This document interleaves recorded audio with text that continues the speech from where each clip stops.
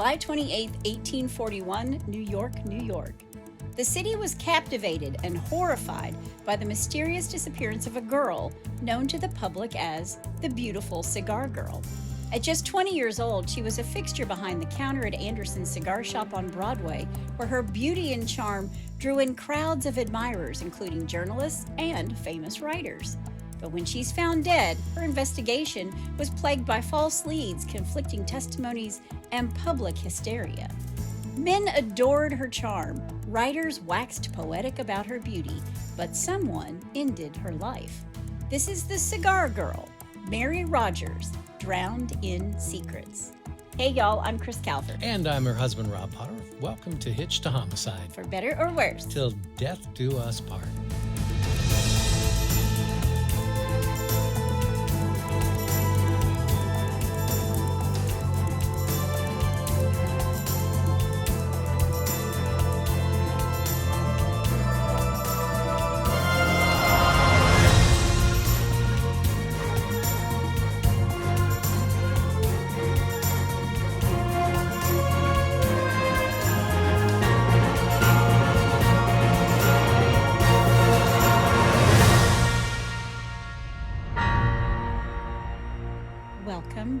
Everybody. Yes, welcome. And for our friends all the way over there in New Zealand. We love New Zealand. Kia ora, kia ora, kia ora. Well, I thought that they just said good day, like everybody else over there. They say kia ora, kia ora, kia ora. Gotcha. 3 Hello, times. New Zealand. We love you. Well, wherever you're listening, be sure to subscribe to Hitched to Homicide. Then like, rate, and review the podcast so other people who love true crime just like you can find us. That means please go give us a review. Please go give us a like. Yes. That helps. That moves us up in the algorithm and helps other people who want to listen to us to find us. Yes. And if you're watching us on YouTube, hit that subscribe button below where you can also give us a like and a review. Mm-hmm. If you want true crime with us all the time, please go join our closed Facebook group, The In-Laws and Outlaws. Go to Facebook, type in H2H, In-Laws and Outlaws, answer a couple questions you're in, go join. I post photos. I'm going to be posting a photo of the most beautiful girl in New York. There you go. And other information in there as well. And this week, you're going to want to see it. Yes. It's a great group of people, true crime loving folks. You can find us on Instagram at Hitched to Homicide or on X at H2H_podcast. And we also have a Buy Me a Coffee link if you want to send Rob some caffeine. Please do. You can find that link in our show notes. You can also send us a text. The link to that is at the top of the show notes where it says, send Chris and Rob a text. Mm-hmm. Well, Robbie. Yes. This one goes back a few years. I love it when you call me Robbie. It reminds me of being young. You are young at heart. At heart. At heart. This one's 134 years old. Wow. So I got to see some of my college girlfriends not too long ago, and they listened to the podcast. And one of them, Peggy, love you, Peggy, she told me she really liked the old cases. So this one is for Peggy. Here's to you, Peggy. Before we get started, let me thank some sources. Historical Crime Detective, Brown University Library Exhibit, Smithsonian Magazine, Reddit, Wikipedia, Charles Pierce Project, Ghosts of New York, The Skeptical Inquirer, Ancient Origins, City Beautiful Blog, New York Public Library Digital Collects, PoeStories.com, Baltimore Police Museum, Edgar Allan Poe Society of Baltimore, Crime Library, UntappedCities.com, WeirdNewJersey.com, RaisedByNewYork.com, TheSlingsAndArrows.com, and Dark Histories. You didn't do any research on this, did you? There's a lot out there. Oh, man.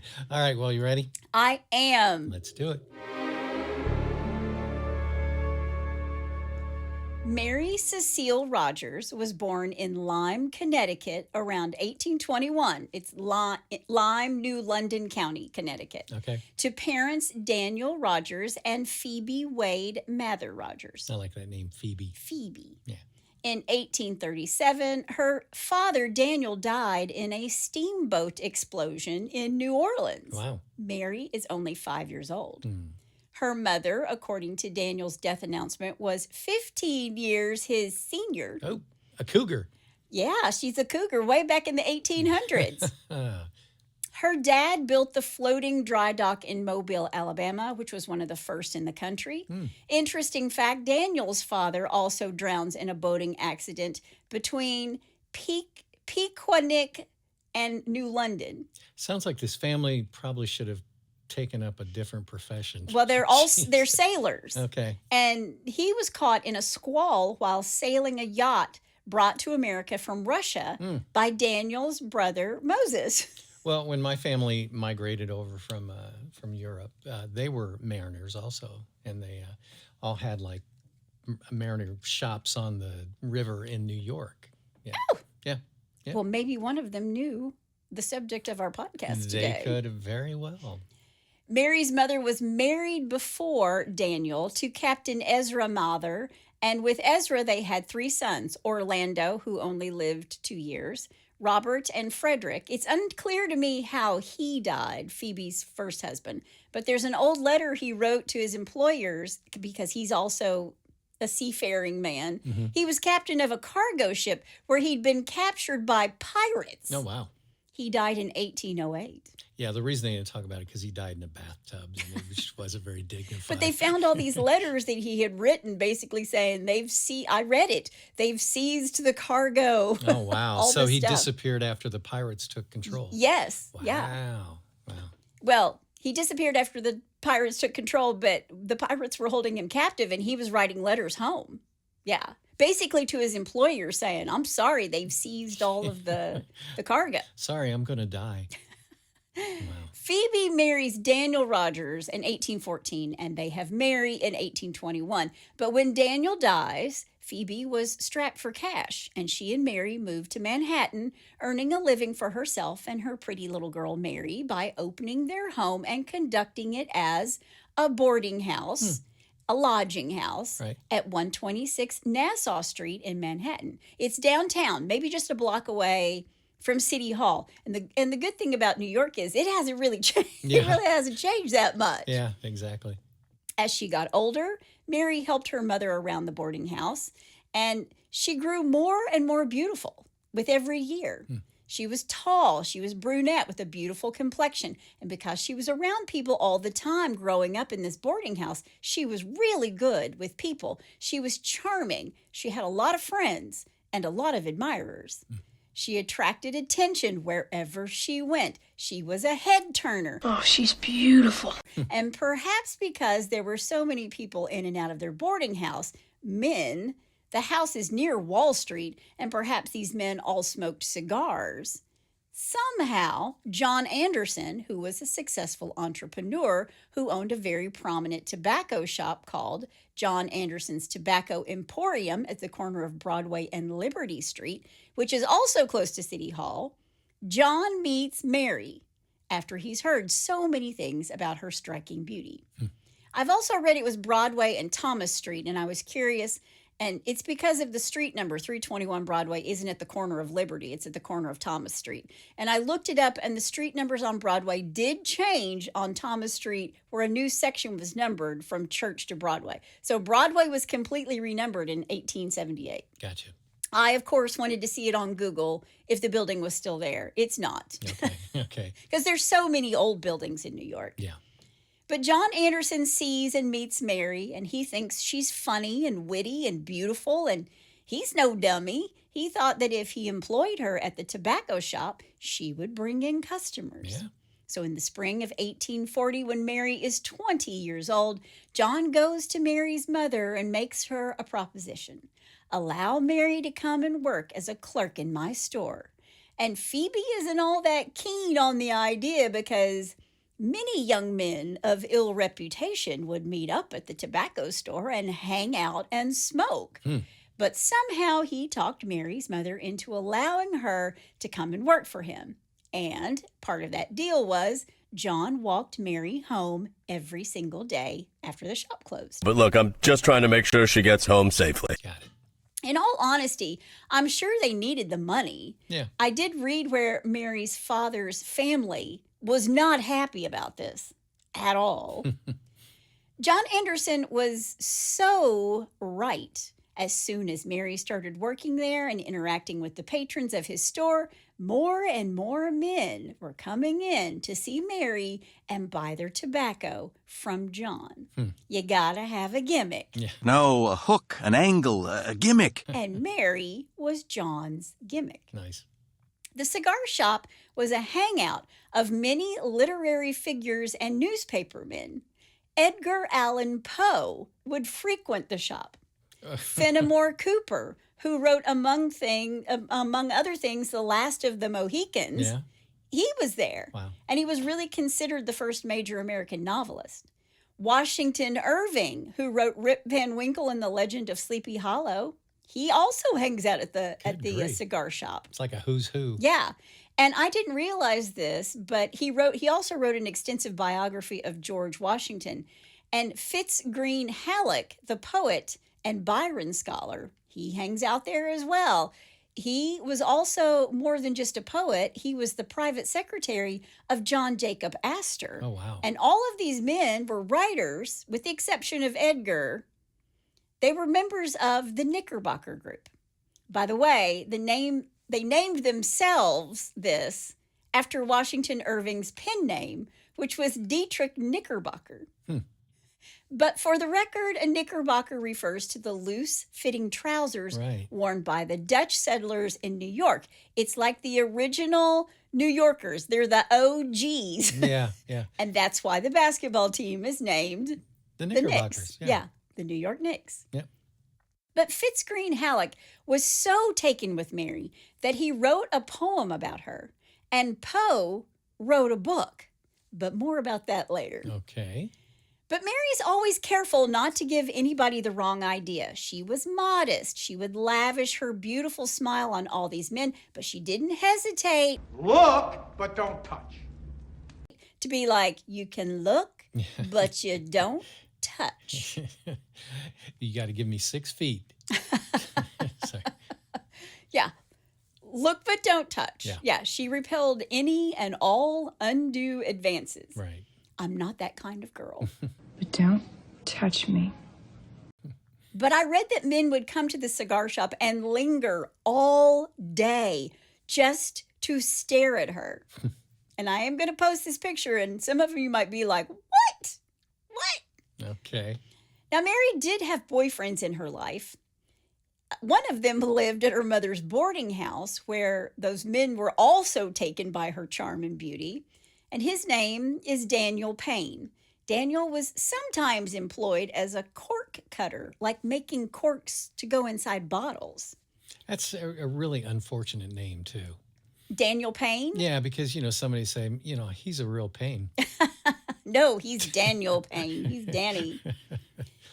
But he worked at 47 John Street. And apparently cork cutting isn't a great occupation. It's a blue-collar job. But he was a hardworking man. He was prone to depression, probably because he felt like he was caught in a no-end job. Mm-hmm. But he loved Mary very much. And you have to wonder how he felt about all those men ogling Mary all day long, because you men folk seem to be a little possessive. You don't talk to her. You don't look at her. And you don't even think about her. Just saying. Then one day, after Mary becomes a fixture at the cigar shop in January of 1841, Mary the Cigar Girl with the, quote, dainty figure and pretty face, end quote, didn't show up to work. Her mother discovered what looked like a suicide note, and the New York Sun reported that the coroner had examined the letter and concluded the author had a, quote, fixed and unaltered determination to destroy herself, end quote. Let me tell you what, we talk about the media. Yeah. The papers back then were so sensational. They wrote anything and everything. They were a bit flowery. Yeah. Yeah. A week later, Mary comes home. She's alive and well, and she tells her mother she was just visiting a friend in Brooklyn. And the Sun, the New York Sun, was accused of manufacturing Mary's disappearance in order to sell papers. And John Anderson was also thought to be in on the whole scheme, because when Mary came back to the shop, business was a-booming. Cousin, businesses are booming. But something was off. When she comes back to work, she looked fine, but her cheery smile and her wit are a little dim. They've gone a little dim. She's not as bright as she was before. Okay. Mary looked a little sad, and according to many sources, when she was asked where she'd been, she abruptly explained that she'd been visiting with friends and relatives in the country. Relatives in the country. She was in Brooklyn. And I guess in 1841, Brooklyn was I'm sure a little bit of country living, Yeah. but it was already developing into a bustling suburb. Gotcha. But when Mary returns, John and her mother give the same explanation as Mary. And there are those who have speculated that she was off getting an abortion. Mm. There were many rumors. Another was that she had been seen in Manhattan with a tall, handsome naval officer during the time she was supposed to be in the country. Who knows if that's true? The affair blows over, and Mary settled back into her role as an object of admiration for New York's literary and newspaper crew. You mean they were just all hanging out at the cigar shop? Didn't any of these guys work, or when did they write books? Yeah, when did they write? Yeah. No, they're just hanging out at the cigar shop, Wow. telling each other how great they are and smoking stogies. Nice. And Nice. she gets engaged to Daniel Payne, the cork cutter. Mm-hmm. But Daniel isn't the first person to ask for Mary's hand. Alfred Comlin was a boarder at the Rogers family boarding house. He was a law clerk, which made him a very desirable match in the eyes of many. Mm-hmm. Alfred was infatuated with Mary and proposed to her several times, but Mary had many suitors and consistently refused all the marriage proposals, not just Alfred's. God love her. Yeah. She's got them coming at her left, right, and center. Yep. The rivalry between Alfred and Daniel was well known because they both live in the boarding house. Think Right. about this. Sure. But Mary's choice reflected her attraction to Daniel's personality over Alfred's stability and status. And Alfred stormed out of the house after witnessing Mary and Daniel engaged in what he considered indiscreet behavior before she accepted his marriage proposal. She kissed him. That's what I'm thinking. They're making out in the hall. He's like copping a feel, Yeah.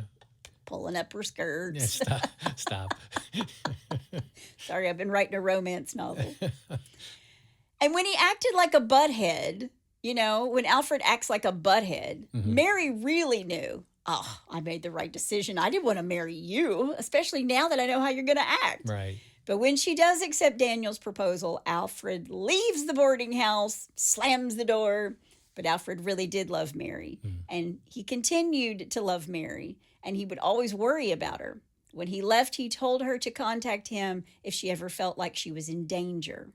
He, quote, assured Mary and her mother that his feelings were indestructible and eternal, and that if they ever needed him, they should not hesitate to call upon him, end quote. I just can't imagine telling someone, my feelings for you are indestructible. Yeah. In this day and age, you'd get laughed at. What do you mean by that? Yeah, now it's more like Meatloaf by the dashboard light.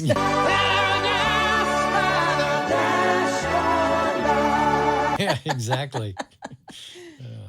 Then in the spring of 1841, Mary quits the shop. She tells her boss, John Anderson, that her seafaring older brother, Frederick, had come home from a voyage and bought the boarding house on Nassau Street for his mother. Yeah. And since her mother was getting up there in years, Mary decided to give up her position at the shop in order to help with the housework around the boarding house. And as you might imagine, John Anderson wasn't happy. Yeah. Not happy! And neither were the men who frequented the cigar shop. Yeah. You can't go, Mary. Yeah. What are we going to do? Look at each other? We might have to start writing again. Then on Sunday, July 25th, 1841, at 10 a.m., Mary knocked on the door of Daniel's room at the boarding house. When he answers, he's all lathered up with a razor in his hand, and she told him that she was going to spend the day with her aunt, Mrs. Downing, on Bleecker Street in Greenwich Village, or the Village as it's mostly called today. Yeah. It's the neighborhood on the west side of Lower Manhattan and is bound by 14th Street to the north, Broadway to the east, Houston Street to the south, and the North River, which is part of the Hudson. And the name comes from Groenwick, which is Dutch for green district. There's not too much green there now. Yeah.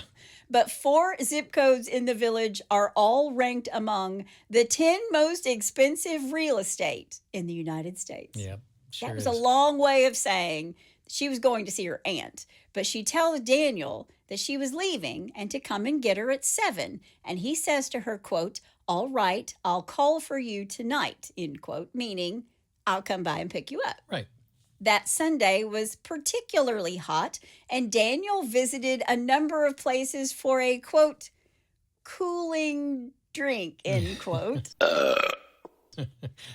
So much so, he's a little tipsy. At 5 p.m., he notices that there's a storm brewing, so he heads home. And as the day turned into night, this huge thunderstorm whipped up, and it was raining and storming hard, and Daniel thought Mary's not going to want to get out in this storm, so he didn't go pick her up because the weather didn't break until around 9 p.m. He didn't give her a call on his cell phone? And he didn't call her, no way to get to her. Yeah.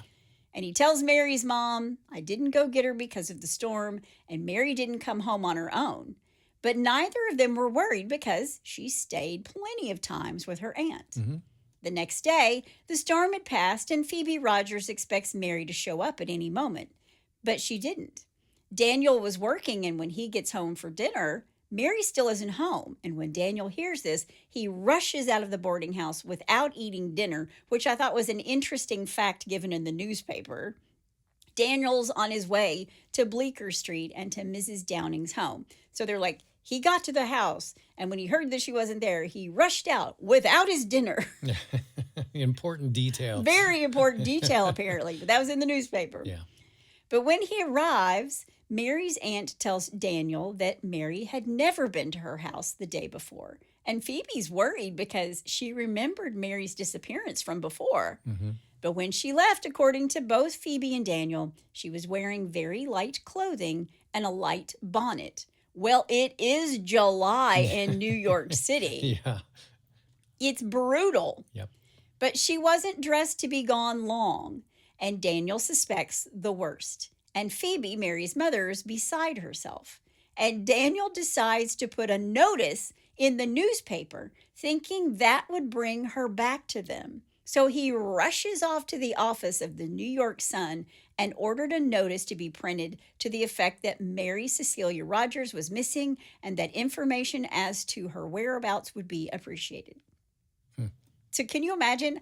I'm trying to find you're trying to find a friend, so Yeah. you put a notice in the newspaper. But if you think about it, back in those days, I mean, that's about the only recourse you have. Yeah. Now, the second disappearance of Mary caused an even bigger ruckus in the newspapers than the first.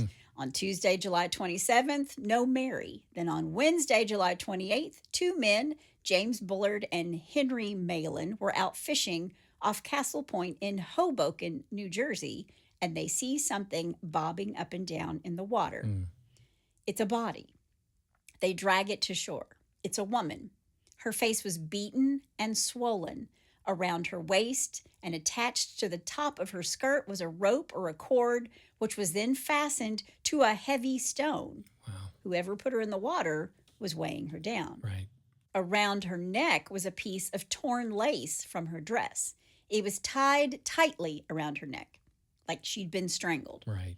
Around her wrists, there were deep marks where her hands had been tied at one point. She was wearing light kid gloves on her hands and a bonnet hung by its ribbons around her neck. Her dress was torn. Now crowds gather, and an hour later, Alfred Cumlin gets word that this body has washed up, and he rushes to the scene, and he IDs Mary's body. You know, he was a mess, you know. Sure. I read in the paper he cried, "Poor Mary," end quote. Wow. Dr. Richard Cook of Hoboken declared that she died of asphyxiation due to strangulation because of the lace around her neck. Now, in one source, it said that the investigating physicians revealed that she'd been brutally raped before death. But another source cited that according to the coroner, she was not pregnant and she had, quote, evidently been a person of chastity and correct habits, end quote. Okay. So possibly he was just trying to save her reputation. Maybe. I don't know. Right. Because Mary's so well loved. And she's so well loved by all these newspaper men who hung out at the cigar shop. And they and the press start criticizing the police publicly and severely. And the police announced that there's a large reward for anyone who could aid in the arrest and conviction of the killer. And in addition to the reward, this person would have complete immunity and protection. Unless you're the killer. Right. So they put it out into the paper. If you want to come forward, you get immunity, unless you're the killer. So who's going to come forward and say, I'm the killer? Yeah. You're not a killer, are you? A killer? No. Nobody's going to come forward and say, I'm the Oh, killer. man. Okay. I heard it from a friend who heard it from a friend. Yeah. Yeah. Wow.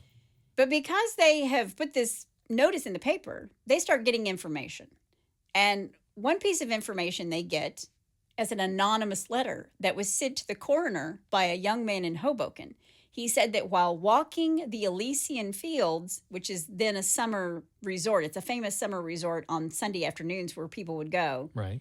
He had seen a boat pull out from the New York side containing 6 rough-looking men and 1 well-dressed girl whom he recognized as Mary Rogers. She and the 6 men left the boat on the beach and went into the woods with these men willingly and laughing. And just as they disappeared into the woods, a second boat that came from the New York side was pulled across the river by 3 other handsomely dressed men. Okay. And one of them leaps ashore and meets with the other 2 who were waiting. And he asks them, have you seen a young woman and 6 men come in on the boat just a few minutes before? And they said that they had, and they pointed into the woods and in the direction that they went. And then the man asks if they were being violent with her, and they say no. No, she went with them willingly. And when he hears this, he gets back in the boat and he goes back to New York. So the Elysian Fields is on the Jersey side near Hoboken. Okay. And all you have to do is cross the river from the city to Jersey. So that's what people would do. They would cross the river from one side to the other on Sundays or on the weekends to like hang out at this Elysian Fields place. Okay. They never discover who wrote the letter, but it was printed in the newspapers. And the 2 men who were walking on the beach came forward and said, yeah, this happened. They both knew Mary Rogers by sight and said that the girl who went into the woods resembled her.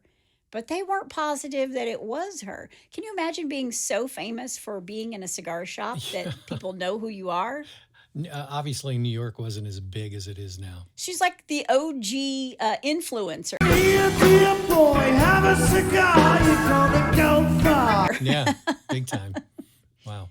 On August 2nd, the New York Tribune gave a possible lead, reporting that Mary left home that Sunday and was seen meeting a tall, dark-complexioned young man who was a naval officer at Theater Alley, which was a lane that branched off of Ann Street near Broadway. Now, this isn't Schubert Alley. If you've ever been to New York City and seen a Broadway show, there's an alley they call Broadway Alley or Right. Schubert Alley because it's in between 44th and 45th Street. But this is between Ann and Beekman Streets in the financial district. Okay. It's a long block of cobblestone. It's an alley. And they were seen heading for Barclay Street and the Manhattan end of the Hoboken Ferry. Got it. Then a stagecoach driver named Adams waited weeks before coming forward to say that on Sunday, July 28th, he'd seen Mary arrive in Hoboken at the Bulls Ferry, which is an area along the Hudson on the New Jersey side. He sees Mary with a well-dressed man of dark complexion, and these 2 go to a roadhouse near the Elysian Fields known as Nick Mullins. Then there was Joseph Morse, an engraver.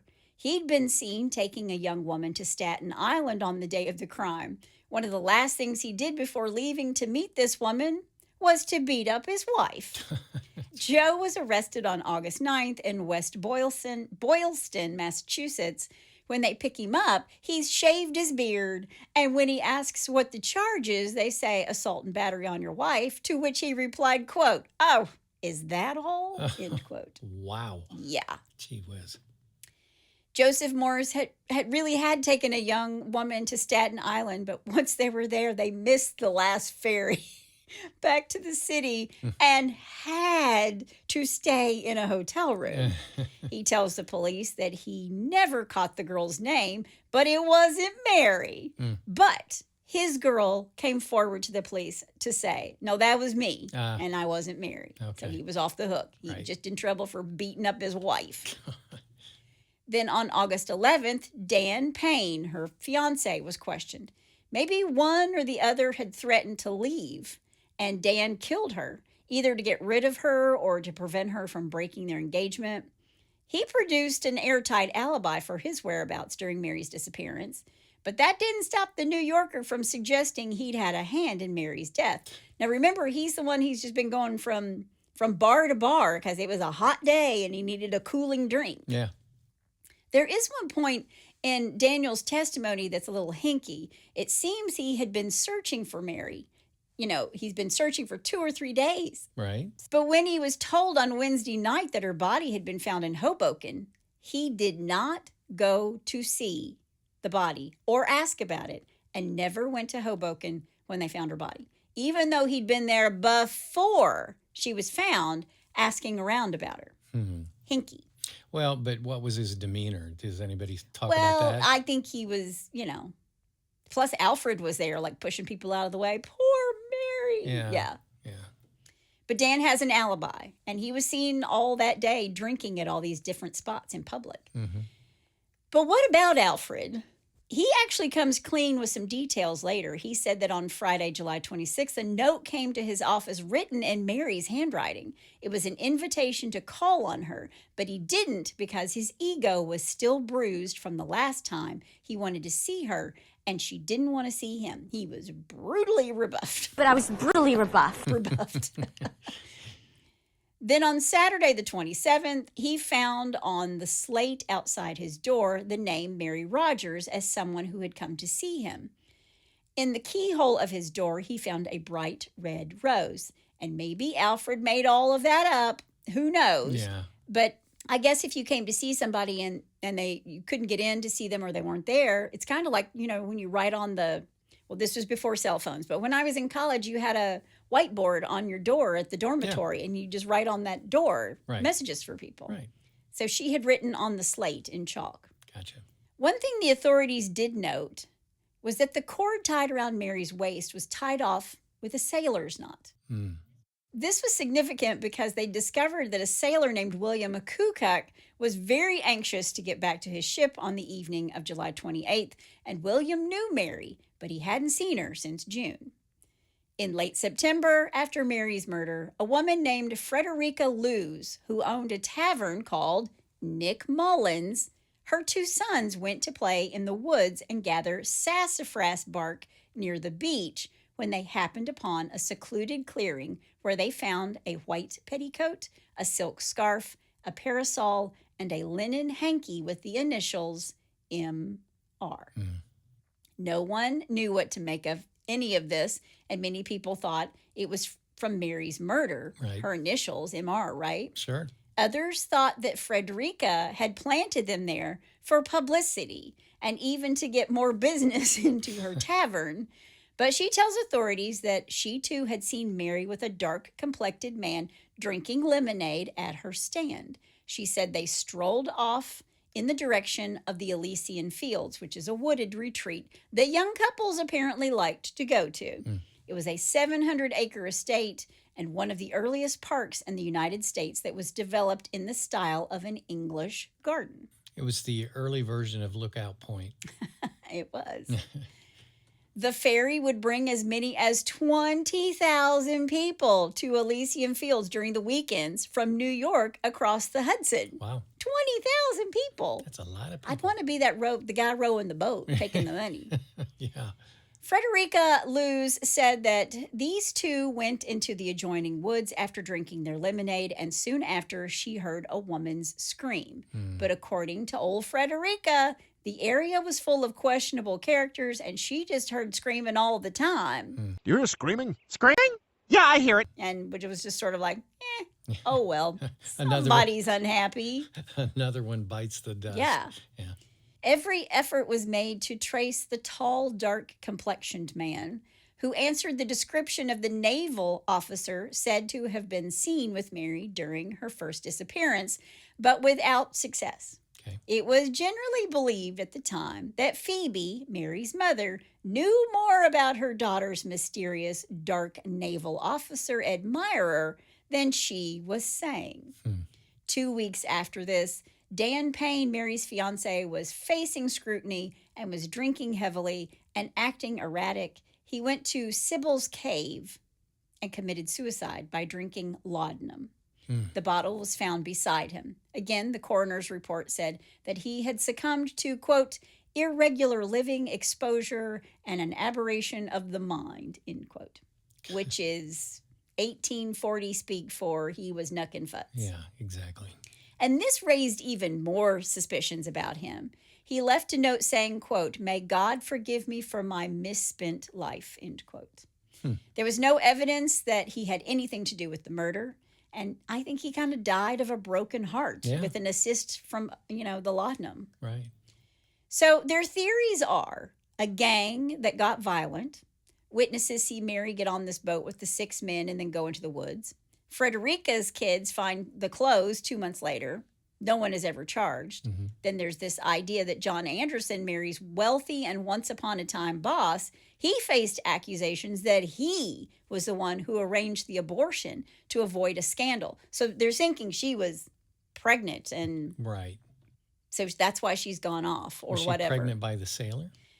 Or was the sailor there to make her unpregnant, to give her an abortion? And this, they thought that he had arranged all of this because he didn't want a scandal with his cigar girl. And this was kind of partially after Mary's murder. He went right back to work and never offered to cough up any of his money to offer a reward. So after everything she had done for him, when she's gone and then she washes up on shore, he's like, yeah, that's, got to find me another Mary. Yeah. Yeah. The case remained a mystery. Then just a year later, in October of 1842, Frederica Lewes, the woman whose sons found the hanky, and she said she saw Mary with the dark stranger. Right. One of her sons accidentally shot her. Accidentally shot his mother. Jeez. And on her deathbed, she confessed that Mary Rogers had come to her tavern with a young physician for a, quote, premature delivery, end quote, which was a euphemism for abortion. Right. According to Frederica, the procedure went wrong and Mary died. Frederica said Mary's body was disposed of in the river and her clothing was scattered in the woods by one of her sons. Now, this confession shifted public and press opinion, moving suspicion away from theories of gang violence or random murder and toward the possibility of a botched abortion. Newspapers like the Tribune seized on Frederica's account, declaring the mystery solved and attributing Mary's death to provincial agency, end quote. Okay. However, Frederica's confession did not fully align with the physical evidence, as Mary's body showed signs of a struggle that were not explained by the abortion story. So think about it. She was either like, there's no way they bound her wrists for an abortion. Sure. This shifted the direction of the Mary Rogers investigation by introducing the theory that Mary died during a botched abortion rather than as a victim of gang violence or random murder. Before Frederica's confession, authorities and the public largely blamed a gang of hoodlums based on her son's reports of seeing suspicious men and hearing a woman scream near their Hoboken Roadhouse the night Mary disappeared. This gang theory became the accepted explanation for a year. And despite the confession's impact on public opinion and the press, police dismissed it as a hoax. They're like, that Frederica, Really? she doesn't know what she's talking about. Wow. And the magistrate to whom Frederica allegedly confessed later stated it was not credible. Nevertheless, the abortion theory became a lasting part of the case's lore, fundamentally changing how the public and later historians viewed the unsolved murder of Mary. When Mary's case went cold, it shone a light on the NYPD's fledgling police force that was reliant upon untrained men who would bungle evidence and couldn't secure convictions. What was their point? Jeez. Mary's case was the catalyst for the Police Reform Act that was passed in New York in 1845, which professionalized and modernized the NYPD. Really? It was one of two laws that were passed because of Mary's murder, the other law being criminalizing abortion. Now, despite the multitude of theories and intense public interest, none were ever proven, and Mary Rogers' murder remains unsolved to this day. Now, the media came roaring back to this story when Edgar Allan Poe wrote The Mystery of Marie Rogêt. It was his first detective story based on actual events. It's based on Mary. Really? Yeah. Wow. Poe transposes the case to Paris, changing the victim's name to Marie and making her a perfume shop assistant, but otherwise the case closely follows the real details of the Rogers case. Ah, okay. It's just like A Few Good Men. A Few Good Men. Yeah. Poe's using the real story, just like Aaron Sorkin did. Right. The story features Poe's detective, Auguste Dupin. Yeah, Dupont. it's all French, who previously appeared in The Murders in the Rue Morgue. And when the body of Marie Rogêt is found floating in the river, in the Parisian press and police are baffled by the circumstances of her death. The newspapers speculate wildly, suggesting various suspects and motives, but failed to reach a consensus. Dupin, employing his signature method of logical reasoning, reviews the facts as reported in the press and systematically dismantles the prevailing theories. He analyzes the physical evidence and eyewitness accounts, ultimately concluding that Marie was likely murdered by a single individual, not a gang, as many believe. This is all in the book, by the way. This is what I'm talking about. Right. He also points out inconsistencies in the press reports and uses logical deduction to reconstruct the probable sequence of events. In the story, the mystery, just like Mary's murder, is never solved. Mary Cecilia Rogers is buried in Manhattan's Marble Cemetery. There's no marker for her grave. Today, most lean toward the idea of a botched abortion, but the truth died back then with Mary. Yeah. So what are your theories? I mean, it could have been anything. She's seen with all these different people. She's widely known, but it seems like everybody wanted to have a theory so they could be in the newspaper. Sure. Everybody wanted their 10 seconds of fame. Yeah. It was the Instagram of the 1800s. Yeah, it was the influencer who died, Right. and then it's just a scandal online. Sure. But that is the 134-year-old murder case of Mary Rogers, the Cigar Girl. And that's all I have to say about that.